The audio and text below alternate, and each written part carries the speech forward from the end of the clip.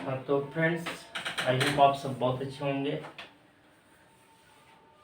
मैं पार्ट 2 जो बनाया हूँ उसमें मैंने निगेटिव और इंट्रोगेटिव प्रेजेंट इंडेफिनिट टेंस का आप सबको मैंने बताया, और साथ में उसमें भी बहुत कुछ चीज़ों की चर्चा हुई है। जो फ्रेंड्स अभी तक नहीं देखे होंगे जाकर उस वीडियो को ज़रूर देख लेंगे, क्योंकि टेंस जो है ना, जब तक आप सीरियल से नहीं पढ़ेंगे ना तब तक कोई चीज़ें समझ में नहीं आने को है। और आज के क्लास में जो है प्रेजेंट इंडेफिनिट का ही मैं बोले तो W sentences of present indefinite tense बता रहा हूँ आप लोगों को। तो ज़्यादा बात न करते हुए मैं शुरू कर रहा हूँ। W sentences of present indefinite tense. Okay, अब डब्ल्यू सेंटेंसेज क्या होता है, पहले इस चीज़ को हम लोग समझेंगे, तब प्रेजेंट इंडेफिनिट को, तब W sentences of present indefinite को समझेंगे। तो सबसे पहले हम आप लोगों को बता देना चाहूँगा W H words. What, why, where, when, who, whom, which,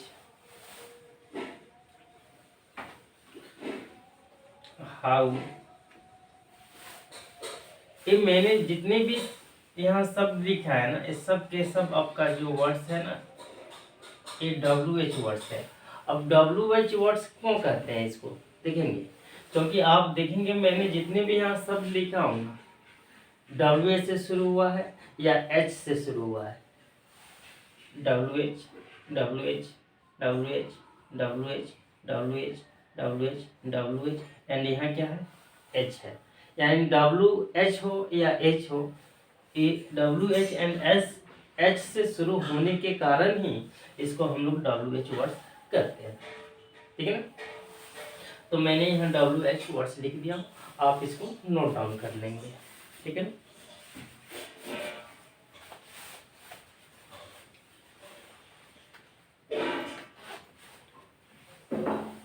ठीक है, इसको नोट डाउन कर लेंगे। चलिए, तो आप सब जाने कि डब्ल्यू एच वर्ड्स क्या होता है। अब देखेंगे डब्ल्यू एच सेंटेंसेज कैसे होता है, वह कैसे पढ़ती है, मैं कब स्कूल जाता हूँ।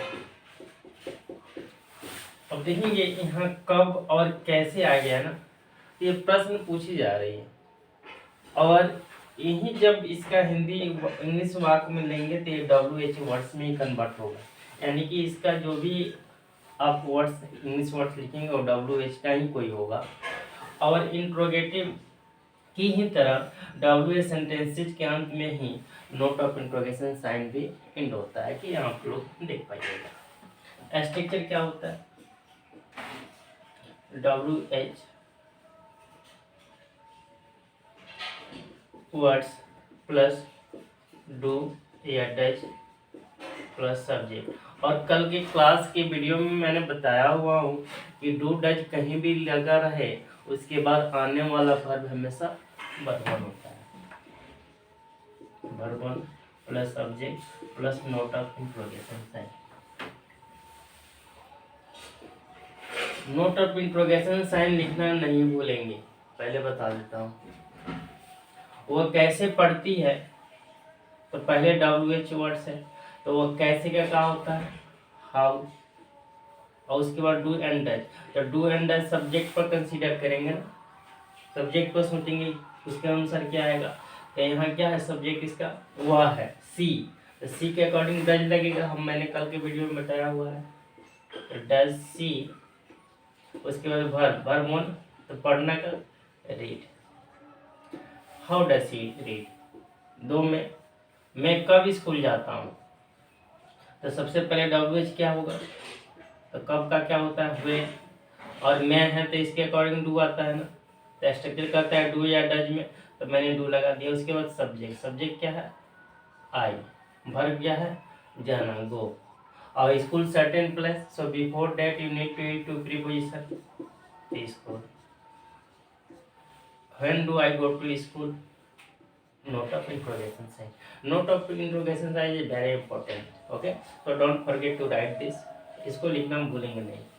तो ये डब्ल्यू ए सेंटेंस हो गया। इसी में आपका निगेटिव सेंटेंस भी आ जाता है, वह कैसे नहीं पढ़ती है, तो उसको बोलेंगे डब्ल्यू एच निगेटिव सेंटेंस है जब प्रेजेंट इंडेफिनिट टेंस, ठीक है ना। वह कैसे नहीं पढ़ती है उसका भी स्ट्रक्चर में दिखा देता हूँ। W H sentences, W H negative sentences of present indefinite tense, ठीक है ना। सजेशन में देखेंगे, मैं क्यों नहीं पढ़ता हूँ, ठीक है। वह कब नहीं खाती है, वो कब नहीं खाती है। तो इसमें डब्ल्यू एच भी है और निगेटिव भी है, इसलिए डब्ल्यू एच निगेटिव सेंटेंस है जब प्रेजेंट इंडेफिनिट हो गया, क्योंकि ता है ती से एंड हो रहा है। इसके लिए स्ट्रक्चर आपका हो जाएगा, नोट कर लेंगे, W H words plus do या डज, उसके बाद सब्जेक्ट प्लस नोट, और तो आप तो जानते ही हैं कि डू डज के बाद क्या आता है, हमेशा वर्ब आता है। मैंने आपको पिछले वाले वीडियो में इसको बता दिया हूँ, और नोट ऑफ इंट्रोगेशन से। So now follow the structure and translate into English. Structure से at first write W H word, तो डब्ल्यू एच वर्ड क्या है क्यों, तो वाई, एंड सब्जेक्ट क्या है आई, आई के अकॉर्डिंग क्या लगेगा डू, तो डू वाई डू आई, उसके बाद सब्जेक्ट, सब्जेक्ट तो लिख दिया, उसके बाद नोट, वर्ब वन तो पढ़ना का रीड, ऑब्जेक्ट नहीं है तो छोड़ देंगे, why do I note read. दो में देखेंगे वो कब नहीं खाती है, तो व्हेन, और वह है तो वह के अकॉर्डिंग डज लगेगा ना, तो व्हेन डज, उसके बाद सब्जेक्ट, उसके बाद स्ट्रक्चर कहता है नोट लगाइए, उसके बाद वर्ब वन तो खाना का ईट, तो व्हेन डज शी नोट ईट। आप इसको नोट डाउन करेंगे, ठीक है, जल्दी नोट डाउन करेंगे।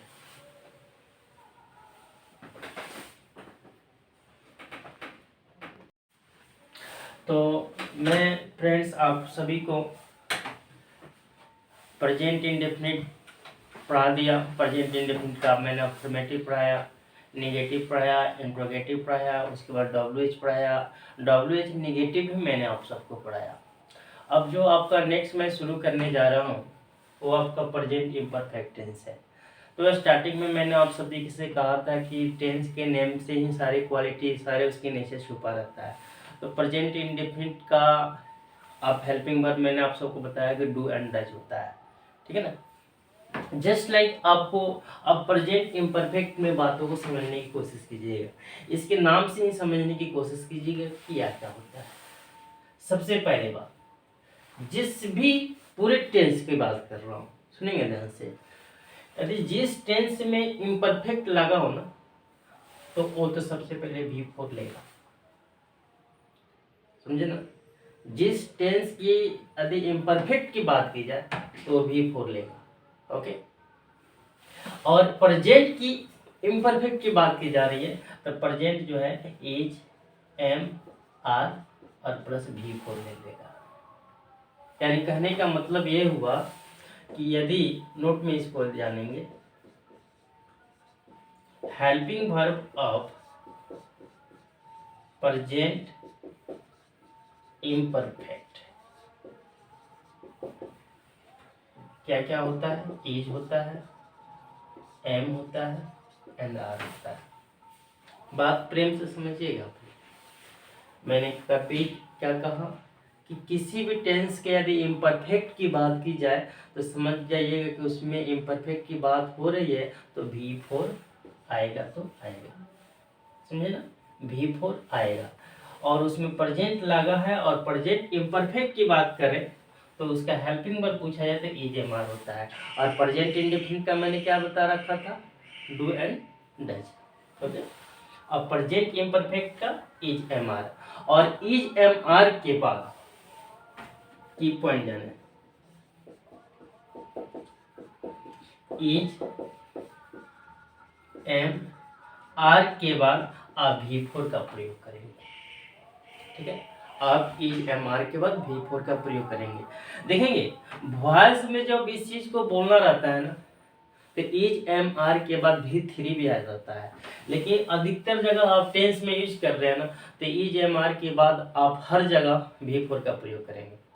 समझिएगा बात को, हर जगह इज एम आर के बाद यदि वर्ब लगा रहे हैं तो V4 लगाएंगे।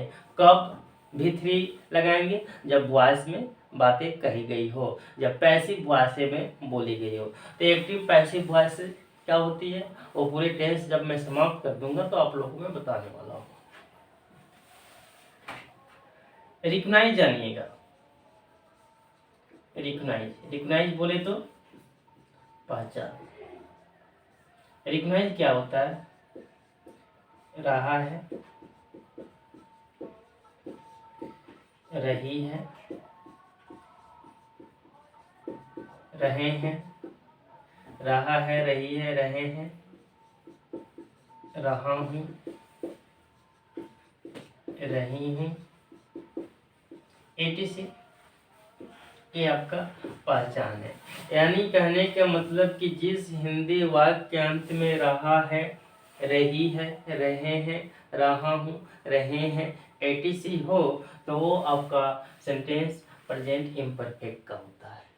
ओके, स्ट्रक्चर पहले सचेत में जान जाइए। सचेत, मैं अंग्रेजी पढ़ा रहा हूँ। ठीक है, वे लोग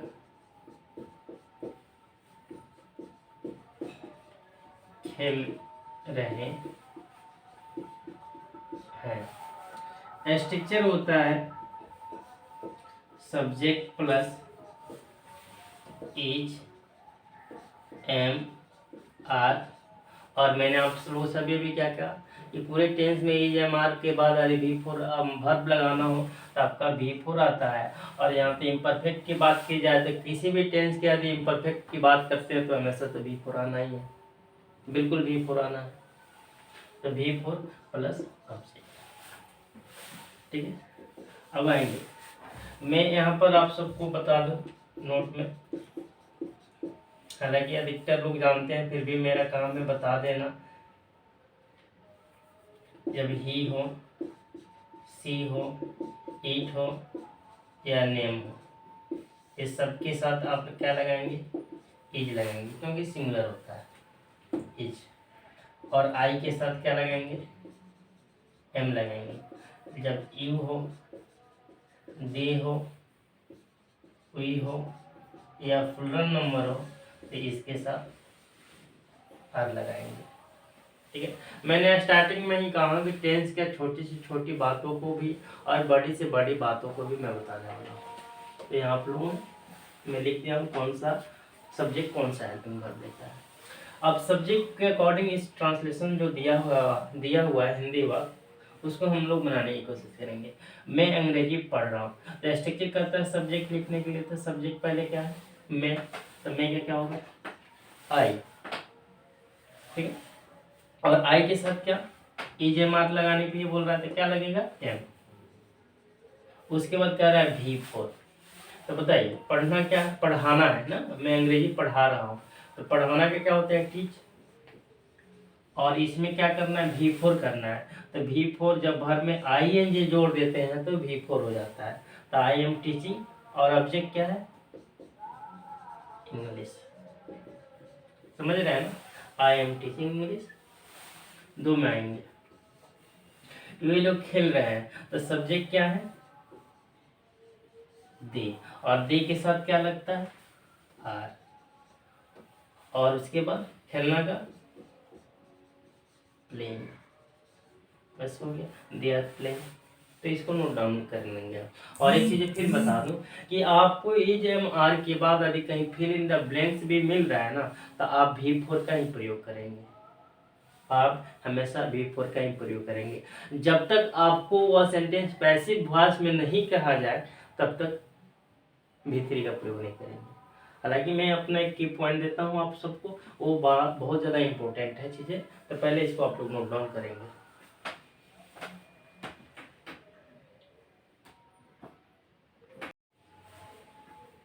देखेंगे की पॉइंट क्या करता है। प्रेजेंट इम्परफेक्ट का मैंने आप सबको बोल दिया कि इम्परफेक्ट रहता है तो V4 लगाते हैं।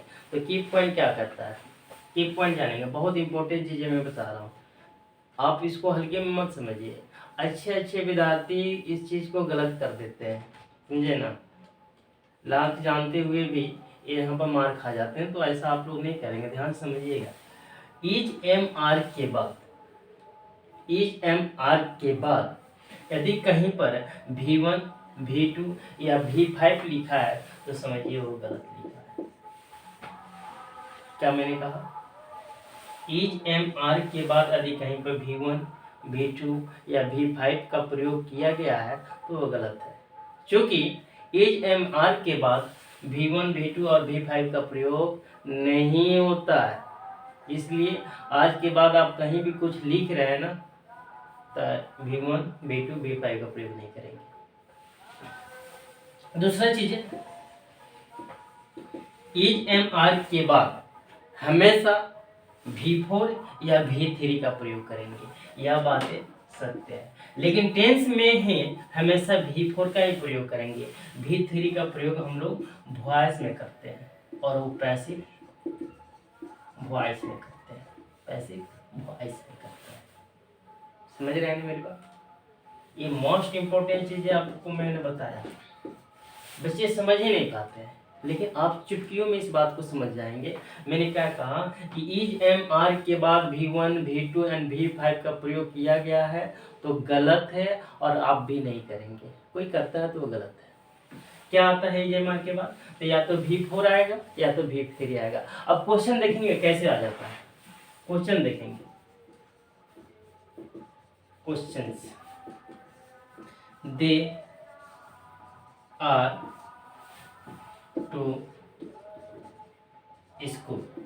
ऑप्शन में आपका दे देता है गो, गोज और गोइंग।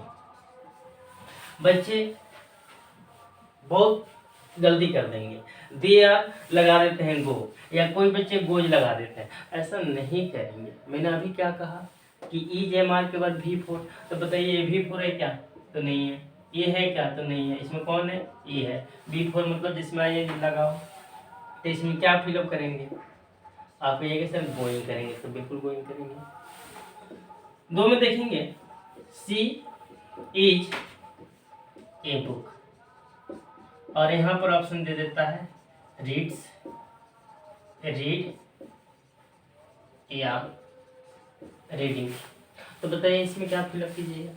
मैंने क्या कहा, इज एम आर के बाद या तो V4 या तो V3, तो इसमें तो V5 दिया है ना, ये V1 नहीं दिया है ना, तो ये V4 दिया है ना, और ये वॉइस पैसिव नहीं है क्योंकि उसमें बाई लगा रहता है, अभी V3 का प्रयोग की जाती है। तो यहाँ पर तो टेंस की बात की जा रही है और इसमें V5 नहीं होगा, V1 नहीं होगा, तो क्या होता है, इज एम आर के बाद V4 होता है, तो इसमें क्या हो जाएगा, रेटिंग हो जाएगा। आप, मैं बता रहा हूँ ना, आप लोग बहुत अच्छी चीज़ों को आज जाना, आप लोगों ने समझे ना, बहुत अच्छी चीज़ों को जाना आप लोगों ने कि इज एम आर के बाद V1, V2, V5 का प्रयोग कभी नहीं करते हैं। तो इसको आप लोग प्लीज नोट डाउन कर लेंगे।